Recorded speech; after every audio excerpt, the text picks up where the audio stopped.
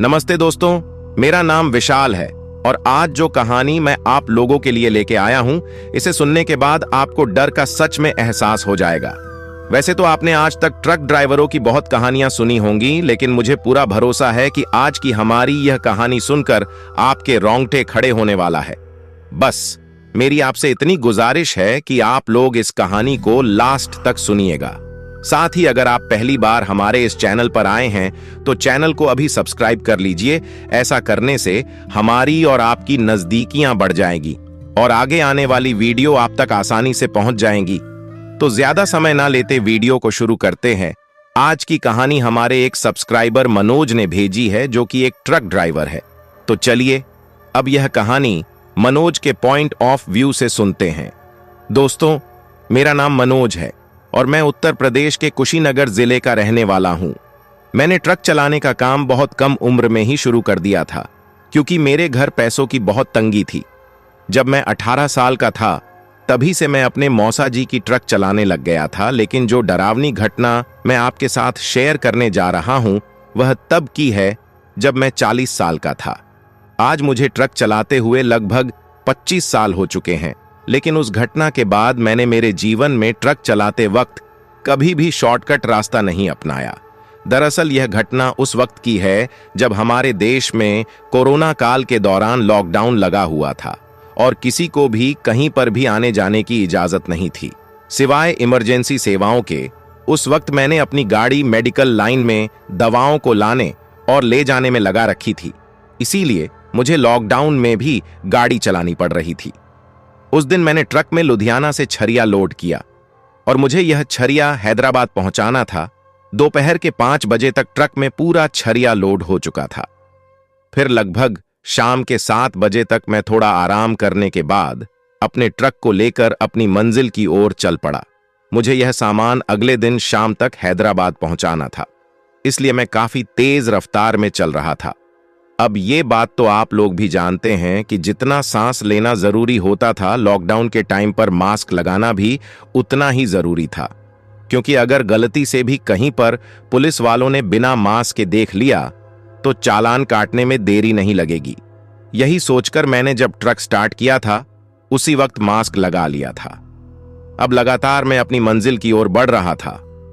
धीरे धीरे दिन ढलने के कारण चारों तरफ अंधेरा छा गया और सड़क पर सिर्फ अंधेरे के अलावा कुछ भी नहीं दिख रहा था। तभी मेरे दिमाग में एक ख्याल आया कि अगर मैं किसी तरह कल शाम से पहले यानी कि जल्दी हैदराबाद पहुंच जाऊंगा तो मुझे थोड़ा ज्यादा आराम करने का वक्त मिल जाएगा। और यही सोचकर मैंने एक फैसला किया कि यदि रास्ते में मुझे कोई शॉर्टकट रास्ता दिखता है तो मैं उस शॉर्टकट रास्ते को अपनाकर जल्दी हैदराबाद पहुंच जाऊंगा। लेकिन कुछ देर और गाड़ी चलाने के बाद ना जाने क्यों मुझे नींद की झपियां आने लगीं, इसलिए मैंने सोचा कि अगर रास्ते में कहीं पर थोड़ा हाथ मुंह धोकर चाय पी ली जाए तो ठीक रहेगा। यही सोचकर मैं अब ट्रक चलाते हुए हाईवे पर किसी ढाबे या चाय वाले की दुकान को तलाशने लगा। लेकिन थोड़ी ही देर बाद मुझे याद आया कि यह तो लॉकडाउन का टाइम है और इस टाइम मुझे कोई भी ढाबा या दुकान नहीं मिलने वाली जहां पर बैठकर मैं चाय पी सकूं। फिर मैं अपने आप से मन में ही कहा, क्या यार मनोज, तू भी कितना भोला है भला। लॉकडाउन के टाइम पर तुझे कहां चाय की दुकान मिलेगी। अभी मैं यह सोच ही रहा था कि तभी मुझे अचानक हाईवे पर कुछ दूर एक रोशनी सी दिखाई देने लगी। धीरे धीरे जैसे मैं उसके पास गया तो मुझे मालूम हुआ कि वह तो एक चाय की टपरी है और उसे पर एक बुजुर्ग दुकानदार बैठा हुआ है। हमारे कुशीनगर में छोटी और अस्थायी दुकान को टपरी ही कहा जाता है। तभी मैं उस बुजुर्ग आदमी के पास अपना ट्रक ले जाकर रोका और ट्रक में बैठे बैठे ही उससे पूछा कि चाय मिलेगी क्या। तो उसने मुझसे कहा कि सब कुछ मिलेगा, आप ट्रक से नीचे तो उतरो। उसकी बातें मुझे थोड़ी अजीब लगीं, पर फिर भी मुझे तो थोड़ी चाय पीनी थी, इसलिए मैं ट्रक से नीचे उतर गया और फिर मैंने उसे आदमी को एक चाय बनाने को कहा। उस आदमी को चाय बनाने के लिए कहकर मैं अपने ट्रक से अपनी पानी की बोतल निकाला और अपना मुंह धोने लगा ताकि थोड़ा फ्रेश फील हो। थोड़ी ही देर बाद उस आदमी ने चाय बनाकर मुझे दे दी, लेकिन उसकी चाय का टेस्ट कुछ अजीब था। जब मैंने इसके बारे में उससे पूछा तो उसने कहा कि साहब, यह चाय भैंस के दूध की नहीं है। वह क्या है कि लॉकडाउन के टाइम पर दूध की सभी दुकानें तो बंद हैं, और मेरे घर में सिर्फ कुछ बकरियां हैं, तो मैं उन बकरियों की दूध का चाय बनाकर बेचता हूं। शायद आपने कभी बकरी के दूध की चाय पी नहीं होगी, इसीलिए आपको इसका टेस्ट थोड़ा अजीब लग रहा है। तब मैंने उससे पूछते हुए बोला कि यह लॉकडाउन के टाइम पर तुमने दुकान खोल रखी है, पुलिस वगैरह आती है तो तुम्हें कुछ कहती नहीं है क्या? इस पर उस आदमी ने एक अजीब सी मुस्कुराहट के साथ मुझसे कहा, पुलिस तो क्या, हमारा तो कोई भी कुछ भी नहीं बिगाड़ सकता। उसकी मुस्कुराहट बहुत अजीब थी और वह मुस्कुराने के साथ साथ मुझे अजीब तरीके से घूर रहा था। तभी मैं उसको नजरअंदाज करते हुए चाय पीने लगा। मुझे लगा कि यह आदमी थोड़ा पागल है। जब मैं उसकी दुकान पर चाय पीने उतरा था तो मैंने अपना ट्रक चालू ही छोड़ दिया था, लेकिन अचानक से मेरा ट्रक बंद हो गया। मुझे लगा कि यह कैसे हो सकता है, क्योंकि मेरा ट्रक अभी नया नया ही था और वह ऐसे ही अपने आप कभी भी बंद नहीं होता था जब तक कि मैं खुद उसे चाबी से बंद ना करूं। तभी मुझे लगा कि शायद ट्रक सर्विस पर आ गया है, इसीलिए अपने आप बंद हो गया है। खैर, मैं इस बात को नजरअंदाज करके चाय पीने लगा, लेकिन पीते वक्त मुझे उसकी चाय कुछ थोड़ी ज्यादा ही अजीब लग रही थी। जैसा कि मैंने आपको बताया कि मैं कुशीनगर का रहने वाला हूं, तो मैंने मेरे जीवन में पहले भी बहुत बार बकरी के दूध की चाय पी थी, लेकिन कभी भी उसका टेस्ट ऐसा नहीं था जैसा कि आज इस दुकान की चाय का था। तभी चाय पीते वक्त अचानक मेरी नजर उस आदमी की टपरी के बगल से जा रहे रास्ते पर गई। मुझे लगा कि शायद यह कोई शॉर्टकट रास्ता है, और तभी मैंने उस आदमी से पूछा कि यह रास्ता कहां जाता है। तो उस आदमी ने फिर से उस अजीब सी मुस्कुराहट के साथ मुझसे कहा कि जहां जाना चाहते हो यह रास्ता तुम्हें वहीं पहुंचा देगा। तो मैंने उस आदमी से कहा कि तुम्हें कैसे पता कि मुझे जहां जाना है, यह रास्ता मुझे वहां पहुंचा देगा। इस पर वह आदमी कुछ नहीं बोला, बस चुपचाप अपना सिर नीचे करके बैठा रहा। तभी मैंने उससे फिर से पूछा, अच्छा भाई साहब, यह तो बताओ कि इस रास्ते से हैदराबाद जाने पर कितनी दूरी कम पड़ेगी? तो इस पर उस आदमी ने अपना मुंह नीचे किए हुए ही बोला, लगभग 200 किलोमीटर की दूरी कम पड़ेगी। अभी मैं उस आदमी से कुछ और पूछने ही वाला था कि तभी वह आदमी अजीब तरीके से कांपने लगा। जब मैंने गौर से उसकी तरफ देखा तो उसका एक हाथ बहुत ज्यादा कांप रहा था। मुझे भी थोड़ा अजीब लगा। फिर मैंने उससे कहा कि क्या हुआ, तबीयत तो ठीक है ना तुम्हारी? इस पर उस आदमी ने मेरी तरफ अजीब तरीके से घूरते हुए कहा कि तुम्हारा काम खत्म हो गया है, तुम जा सकते हो यहां से। मुझे भी उससे कुछ ज्यादा मतलब नहीं था, इसीलिए मैं जाकर अपने ट्रक में बैठ गया। लेकिन ट्रक में बैठने के बाद भी जब मैंने उस आदमी को देखा तो उसकी हरकतें मुझे बहुत अजीब लग रही थीं। मुझे तो वह आदमी पहले से ही बहुत ज्यादा अजीब लग रहा था, इसीलिए मैंने उसकी तरफ ज्यादा ध्यान नहीं दिया। लेकिन ना जाने क्यों उसकी चाय पीने के बाद मेरा ध्यान बार बार उस शॉर्टकट रास्ते की तरफ जा रहा था और मेरा मन बार बार उस शॉर्टकट रास्ते से ही चलने को कर रहा था। और हुआ भी अंत में यही, मैं उसी शॉर्टकट रास्ते से ही हैदराबाद की तरफ निकल पड़ा। अब चारों तरफ घना अंधेरा हो चुका था। जब मैंने अपनी घड़ी में टाइम देखा तो रात के 10 बज रहे थे। तभी मुझे अचानक से याद आया कि मैंने उस आदमी को चाय के पैसे तो दिए ही नहीं, लेकिन अब मैं वहां से काफी ज्यादा आगे आ चुका था, इसलिए मैंने वापस जाना भी ठीक नहीं समझा। लेकिन मुझे ज्यादा अजीब बात तो यह लगी कि उस आदमी ने भी मुझसे चाय के पैसे नहीं मांगे। खैर, मैं अब इन सब बातों को नजरअंदाज करके अपने रास्ते पर आगे बढ़ रहा था। लेकिन मुझे उस रास्ते पर एक सबसे बड़ी अजीब बात यह लगी कि पीछे जब मैं हाईवे से आ रहा था तो हाईवे के दोनों तरफ जो पेड़ पौधे थे वह हरे भरे थे, लेकिन इस रास्ते के अगल बगल में जो पेड़ पौधे थे वह पेड़ पौधे बिल्कुल सूखे हुए थे और उन पर एक भी हरी पत्ती नहीं थी। तभी मैंने मन में सोचा कि ऐसा कैसे हो सकता है, कुछ देर पहले जिस हाईवे पर दोनों तरफ हरियाली थी उससे इतनी सी दूरी पर इतना सूखा कैसे हो सकता है। पर मुझे तो जल्दी से हैदराबाद पहुंचना था, इसलिए मैंने इस बात को भी नजरअंदाज कर दिया। अब जब मैं उस रास्ते पर आगे बढ़ रहा था तो मैंने एक चीज नोटिस की, उस रास्ते पर स्पीड ब्रेकर बहुत ज्यादा थे। लगभग हर 1-2 किलोमीटर पर स्पीड ब्रेकर आ ही रहा था। ऐसे में मैंने सोचा कि इस रफ्तार से तो मैं शायद टाइम पर हैदराबाद नहीं पहुंच पाऊंगा, पर अब मैं कर भी क्या सकता था, क्योंकि उस रास्ते पर अब मैं काफी आगे आ चुका था। इसलिए मैंने चलते रहना ही ठीक समझा। लेकिन कुछ देर बाद ट्रक चलाते हुए मुझे महसूस होने लगा कि जैसे ट्रक को बहुत ज्यादा पावर की जरूरत है।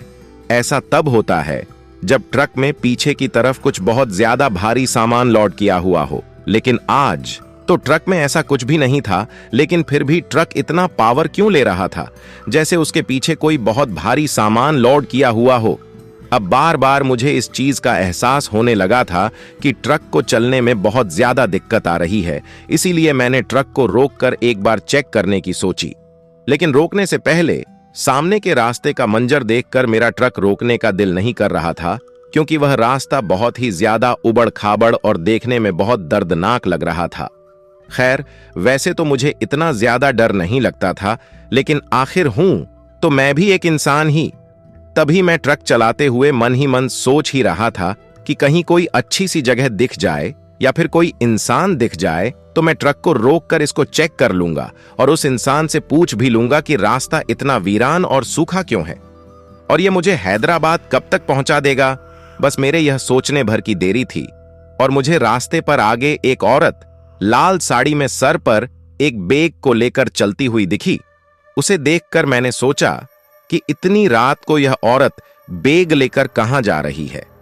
तभी मैंने अपनी घड़ी में टाइम देखा तो रात के 12 बज रहे थे। मुझे थोड़ा अजीब तो लगा, पर फिर भी मैंने उसके पास ले जाकर अपनी ट्रक को रोक दिया। ट्रक की हेडलाइट की रोशनी में वह औरत दिखने में काफी ज्यादा जवान और खूबसूरत लग रही थी, लेकिन उसने घूंघट निकाल रखा था, इसलिए उसका चेहरा नहीं दिख रहा था। मैंने सोचा शायद नई नई नवेली दुल्हन होगी, घर से झगड़ा हो गया होगा तो गुस्से में मायके जा रही होगी। मेरे ट्रक को उसके पास रुकता देख वह औरत भी वहीं पर रुक गई।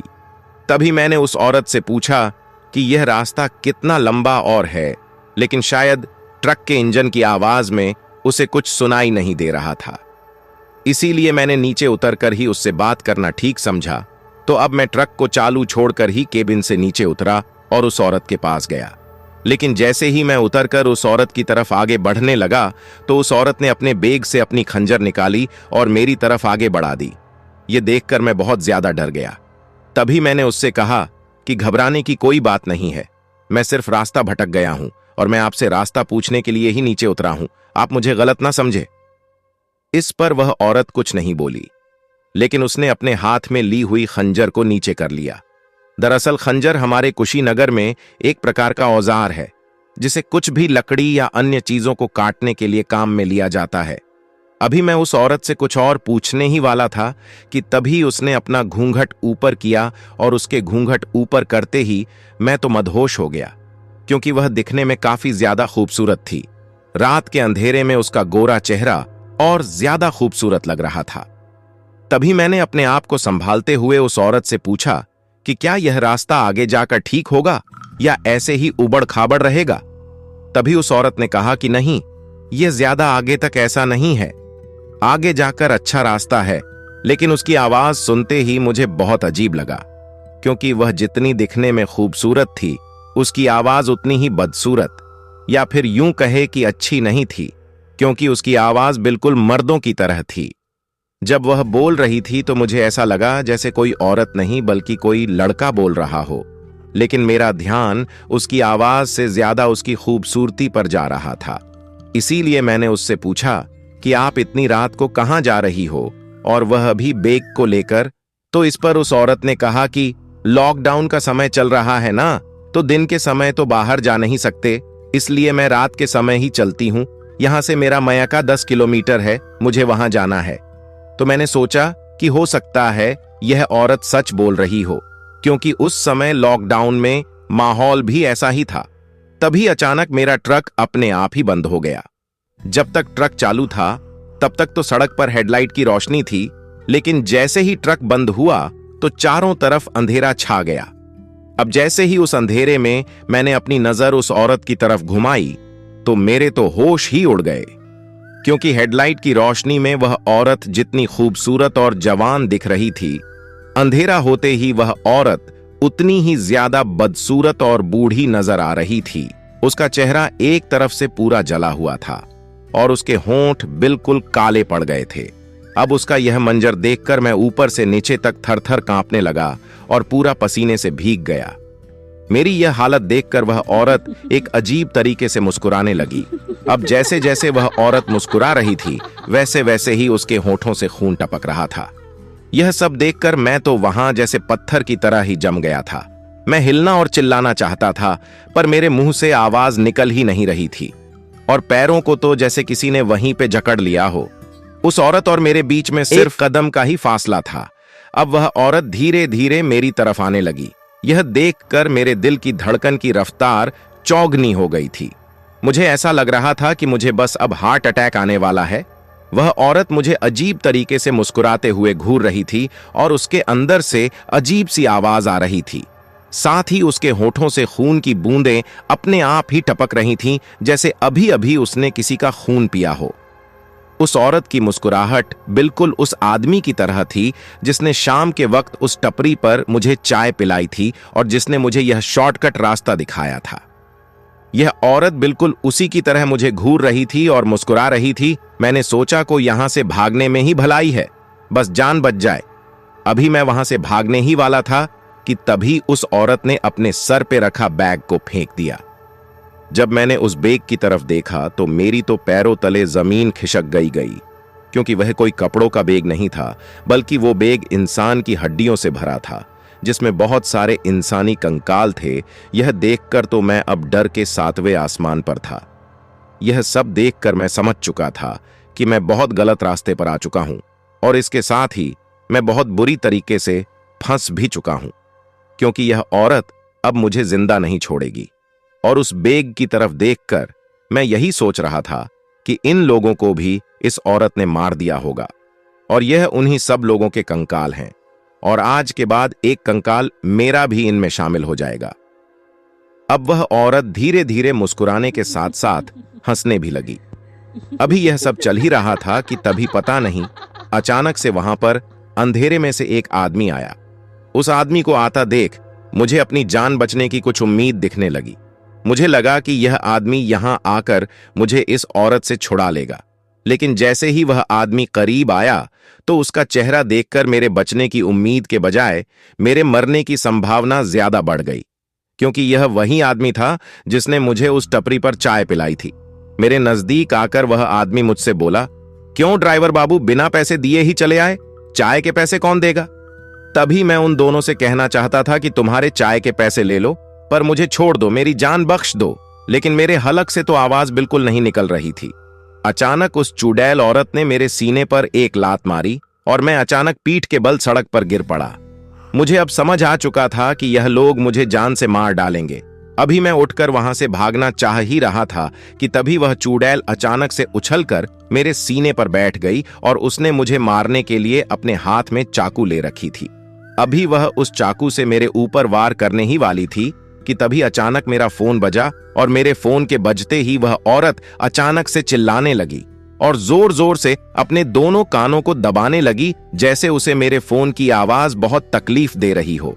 तभी मैंने मेरे फोन की घंटी की तरफ ध्यान दिया तो मुझे याद आया कि मैंने मेरे फोन की घंटी में हनुमान चालीसा लगा रखी थी और फोन आने पर उस हनुमान चालीसा की आवाज को सुनकर ही वह चुड़ैल चाहकर भी मुझ पर वार नहीं कर पा रही थी।